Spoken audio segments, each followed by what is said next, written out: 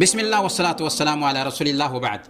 محترم ناظرین، lock down اور کرفیو کی وجہ سے بہت سے بھائی غذائی اشیاء کی قلت کے شکار ہوں گے، بلکہ ہو رہے ہیں۔ وہ بھائی جو روزانہ کے حساب سے کام کرتے تھے، ابھی وہ گھر پر بیٹھ چکے ہیں۔ الحمدللہ رفائی کمیٹیاں ضرورت مندوں تک غذائی اشیاء پہنچا رہی ہیں، لیکن ہمیں بھی اپنے آس پاس کے لوگوں کی ضرورت کا خیال کرنا چاہیے۔ ہمارے نبی کا فرمان ہے، طعام الواحد یکفی الاثنین، ایک آدمی کا کھانا دو آدمی کے لیے کافی ہو جاتا ہے۔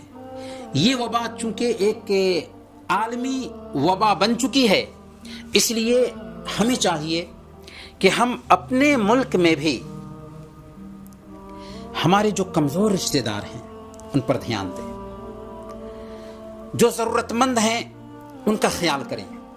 یہ وقت صدقہ اور خیرات کرنے کے لیے سب سے بہترین وقت ہے۔ محتاجوں کی مدد کے لیے آپ کا صدقہ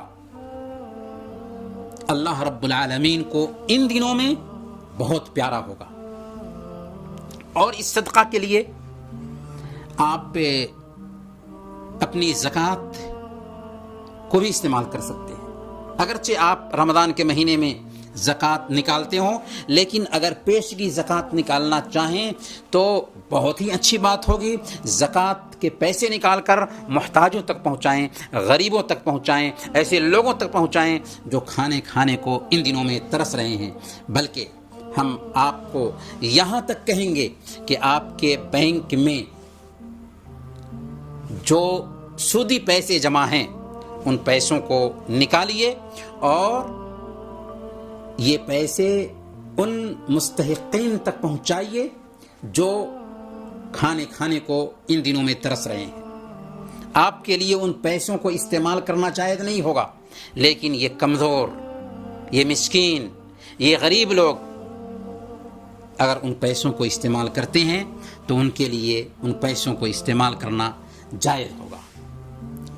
آپ اپنی رقم سے غرباء و مساکین کی مدد کر سکتے ہیں، جیسے ممکن ہو سکتا ہو کرنے کی کوشش کیجیے۔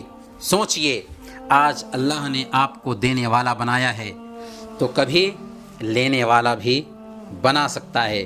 اور یاد رکھیے، ما نقصت صدقۃ من مال، کہ صدقہ کرنے سے مال میں کمی نہیں ہوتی ہے بلکہ اضافہ ہوتا ہے۔ اللہ تعالی ہم سب کو اسی توفیق عطا فرمائے۔ وصلی اللہ علی نبینا محمد وعلی آلہ وصحبہ اجمعین۔